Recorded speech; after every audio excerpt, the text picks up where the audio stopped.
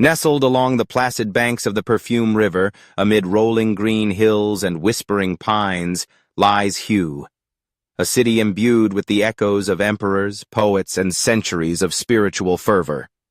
This graceful metropolis is not only Vietnam's ancient capital, but its cultural heartland, a timeless bridge that links past and present through its storied avenues and monumental landmarks. Welcome to Hue, a sanctuary where history breathes from every moss-covered stone, and heritage flourishes like the fragrant lotus on royal ponds. To truly appreciate Hue, we must first delve into its remarkable past. In 1802, Nguyen Phuc An unified Vietnam under the name Emperor Gia Long, ushering in the powerful Nguyen Dynasty and designating Hue as their imperial seat. For almost a century and a half, from 1802 until 1945, Hue reigned as the political, cultural, and religious nucleus of Vietnam. The city bore witness to royal entitlements, courtly grandeur, and epoch-defining events. It was here that emperors were crowned, wars were plotted, and age-old rituals carried out under the watchful gaze of the mountains. At the heart of Hue stands the awe-inspiring Imperial City, or Citadel, a fortress of monumental scale and ambition, modeled after the famed Forbidden City of Beijing. Spanning over 500 hectares, its formidable brick ramparts stretch for several kilometers, encircling a lavish palace complex, once the private realm of Vietnam's last monarchs. Guarded by a deep defensive moat and sturdy stone bulwarks, the citadel is far more than military architecture. It is an embodiment of cosmic harmony, meticulously planned according to feng shui principles and the tenets of royal Vietnamese design. Approaching the citadel's imposing southern wall, all eyes are drawn to the Noon Gate, or Ngo Mon, the principal entrance and symbol of imperial power. Towering and ornate, the five-arched gateway was reserved for momentous occasions: royal audiences, military parades, coronation processions, and the ceremonial entrance of emperors in their palanquins. Each level of the gate, with its yellow-glazed tiles and intricate woodwork, reflects the authority and artistic sensibilities of the Nguyen court. Passing through Ngo Mon, visitors are transported to the grand ceremonial axis of the imperial city. At its center lies the magnificently restored Tai Hoa Palace, the throne hall where history was shaped. Bathed in gold and crimson light, shaded by dragon-emblazoned columns, here the emperors of Vietnam sat in august splendor to preside over court functions, state rituals, and, most memorably, coronation ceremonies. Every detail within this hall whispers tales of opulence: the lacquered beams, the shimmering altars, the delicate wood carvings, and the echo of imperial music filling the air. Yet Hue's legacy extends well beyond the citadel's ancient gates. Strewn along the picture postcard banks of the Perfume River are the royal tombs, majestic mausoleums where emperors of the Nguyen Dynasty sought immortality amid tranquil landscapes and harmonious design. Each tomb not only commemorates a ruler's life and accomplishments, but serves as a testament to their distinct architectural vision and philosophical beliefs. Among them, the tomb of Emperor Khai Dinh is perhaps the most unique and dazzling. Constructed between 1920 and 1931, this stupendous edifice presents an arresting blend of Eastern grace and Western grandeur. The tomb is perched on a hill, reached by flights of stone steps guarded by statues of mandarins and warriors. Step inside, and an explosion of intricate mosaics, stained glass, and delicate bas-reliefs envelops you in a world where Asian and European aesthetics swirl together, a true reflection of Vietnam's encounter with the modern age. In gentle contrast is the tomb of Emperor Minh Mang, celebrated for its poetic integration with nature and adherence to Confucian principles. Designed like a grand mandala, the layout balances lakes, pathways, courtyards, and pavilions amid lush pine forests and lotus-dappled ponds. Every stone bridge, every ornamental gate, is positioned with mindful precision, echoing the emperor's dream of cosmic harmony and stable governance.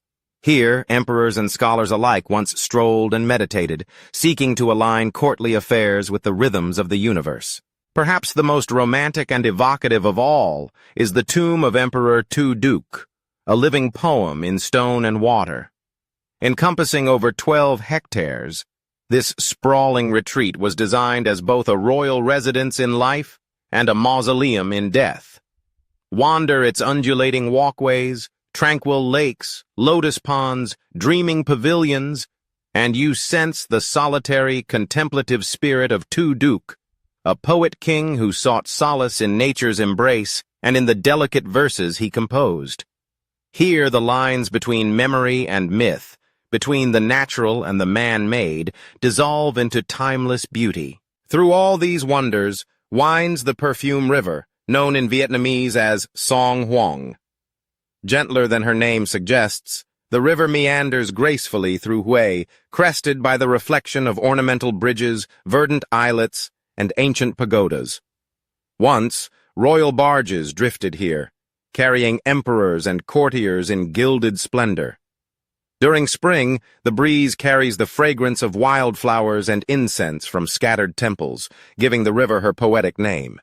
Mainstay of daily life as well as royal ritual, the Perfume River remains a vital artery in the city's heart. Perched on its northern bank is the Tien Mu Pagoda, the oldest and most iconic pagoda in Hue, whose slender seven-tiered tower rises like a lantern over the landscape. Founded in the early 17th century, Tien Mu has borne silent witness to revolutions, wars, and spiritual awakenings. Its bell, said to carry prayers to the heavens, has rung across the centuries to call the faithful, and today it remains a beacon of Hue's Buddhist heritage, beloved by both residents and pilgrims. Tucked deep within the citadel lay the forbidden Purple City, an inner sanctum restricted to the emperor, his family, and closest courtiers, sealed from the outside world. Ruined by the ravages of conflict during the 20th century, much of the Forbidden City is now being lovingly restored, its foundations lifted from ashes and memory. The Forbidden Purple City stands as a stark emblem of a lost era, yet it also sparks hope for the preservation of Vietnam's imperial legacy. In 1993, the cultural value of Hue's vast ensemble of monuments was recognized on the world stage when UNESCO inscribed the complex of Hue monuments on its list of World Heritage Sites. This honor affirmed not just the outstanding universal significance of individual structures, but their harmonious integration.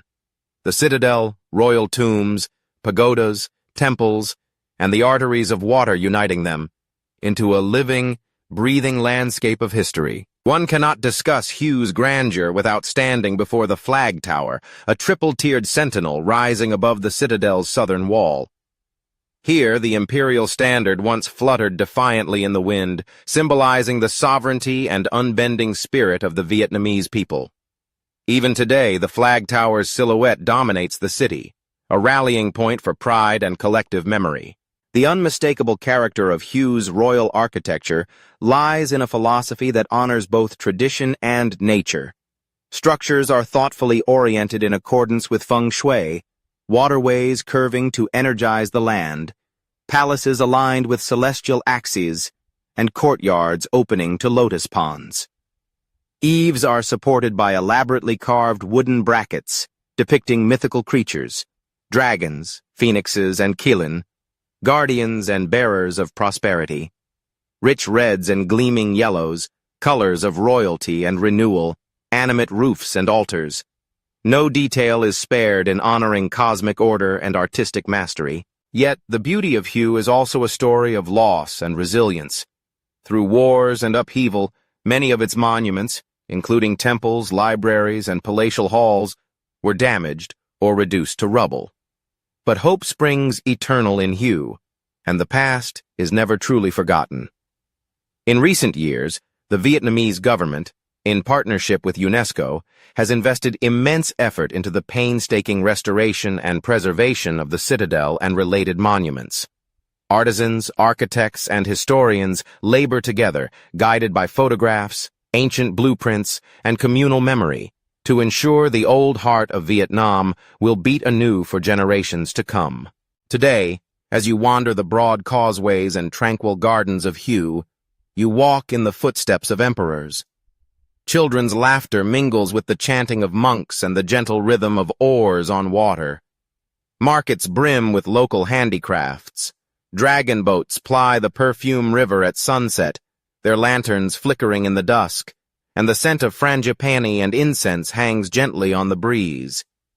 The city's cultural festivals, like the renowned Hue Festival, revive age-old music, poetry, imperial cuisine, and court dances, reminding all who attend that this is a living heritage, not just a museum piece.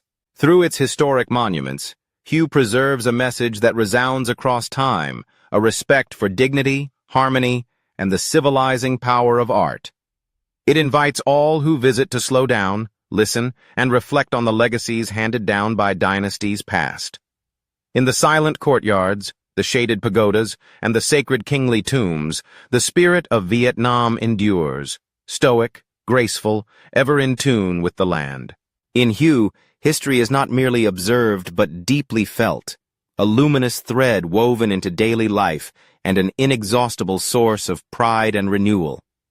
Here, in Vietnam's ancient capital, discover a civilization at its most creative and contemplative, where every brick, bridge, and blossom tells a story of kings and scholars, warriors and visionaries, a story still being written beneath the shade of imperial pines and the gentle currents of the Perfume River. In Hue, every detail whispers of heritage, and tradition is woven seamlessly into daily life. One cannot help but notice the understated elegance of traditional costumes, especially the ao dai in its royal versions. Once, these flowing garments, crafted from luminous silks, were adorned by noblewomen and gentlemen at the imperial court. Each ao dai was meticulously tailored, not only to flatter the wearer's form, but to express dignity and grace.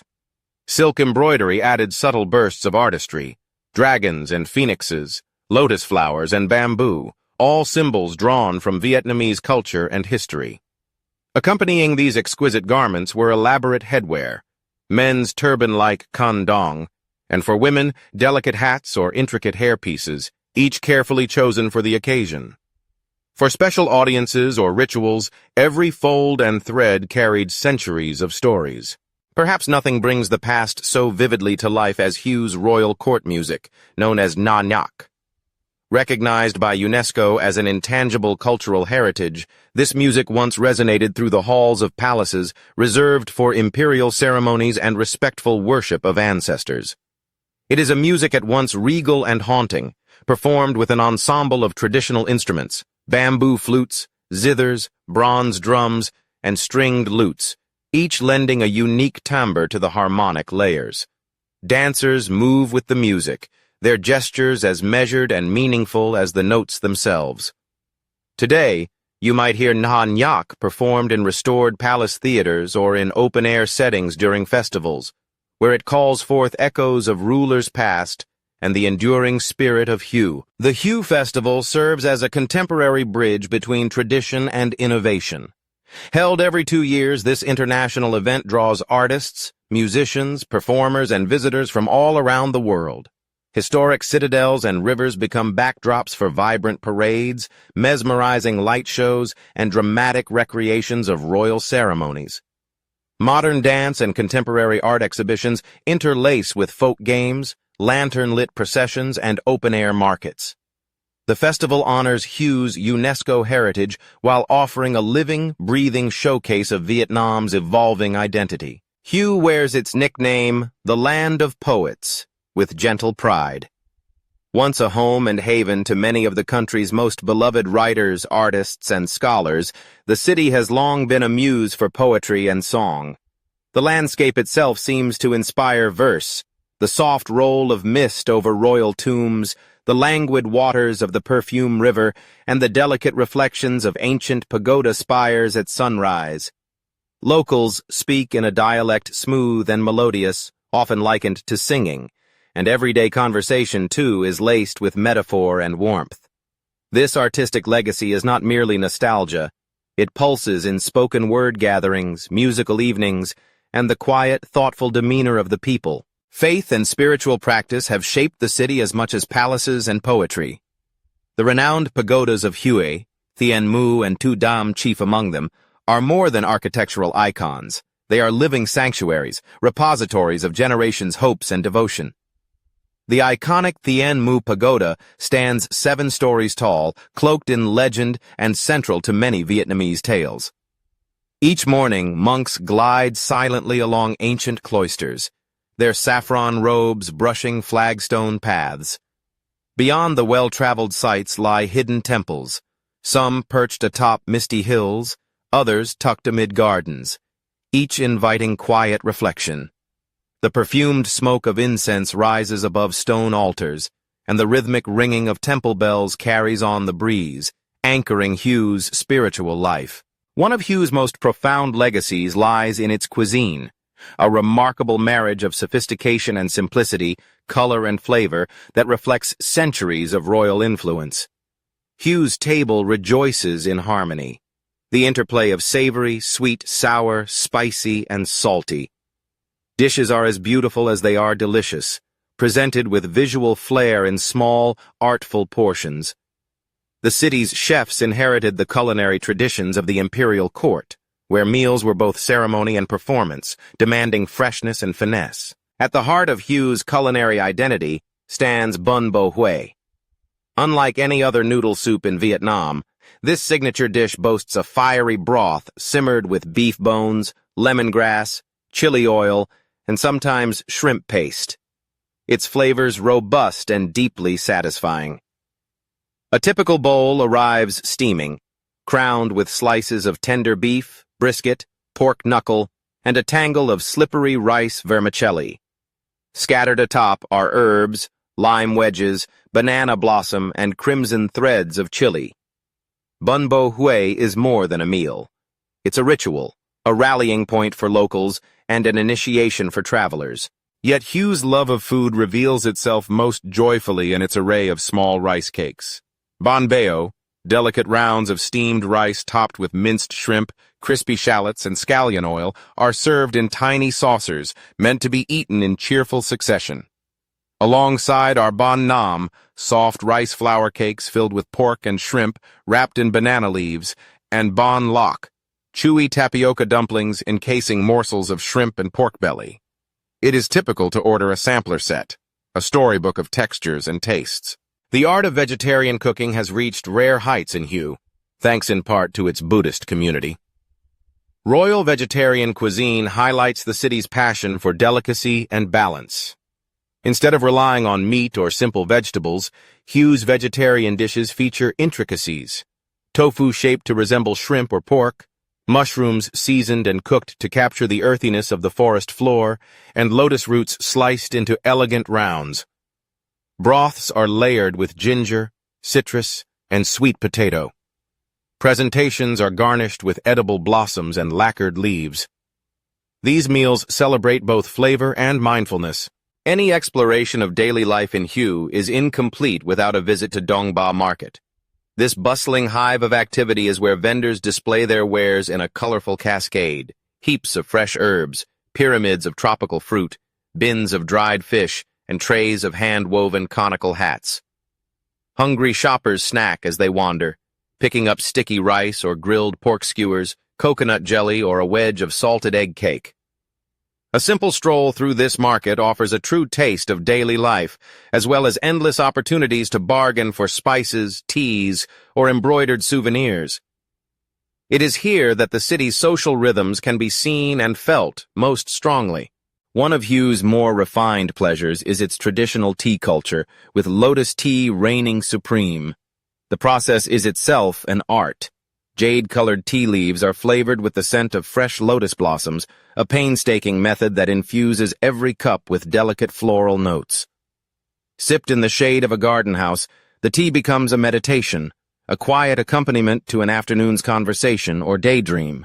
In Hue, garden spaces often hide secret corners, ponds bobbing with lotuses, bamboo groves, and moss-covered stones. The ritual of tea, unhurried and contemplative, embodies the Hue spirit. To truly see the city's gentle heart, consider cycling through its landscapes. Simple bicycles are a preferred way to move, gliding along the banks of the Perfume River, weaving through rice fields where water buffalo graze, past the mossy walls of royal tombs, or down narrow alleyways canopied by golden shower trees. In the cool of morning or the hush of sunset, every turn reveals something unexpected. A street food vendor stirring a vat of broth, children flying kites, or an ancient stone stele wrapped in flowers. Distinct among Vietnam's architectural heritages, Hue's garden houses, or Na Vuon, are living testaments to harmony and aesthetics. These historical homes, built by mandarins and nobility, follow time-honored feng shui design. Modest structures facing tranquil courtyards and lush, intricately landscaped gardens. Fragrant trees, water lilies, and potted bonsai extend the home seamlessly into nature, blurring lines between indoors and out.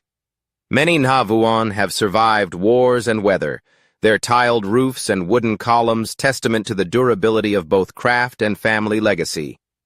A visit is rewarded with glimpses of old-world hospitality, homemade sweets, strong green tea, and stories told under the shade of ancient trees. Much of Hue's appeal lies in its people.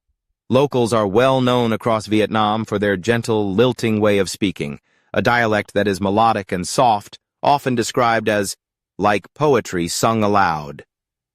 Greeting strangers with a shy smile, residents are unfailingly polite, calm, and gracious. Many are artists or artisans themselves, continuing generational crafts, embroidery, calligraphy, lacquerware, and traditional music. The city's pride is quiet, understated, and deeply rooted. To converse with a local is to sense the dignity of centuries and to notice the care given to every small gesture. Despite its royal pedigree, Hue remains remarkably affordable. Accommodation ranges from simple guest houses to boutique hotels tucked into gardens.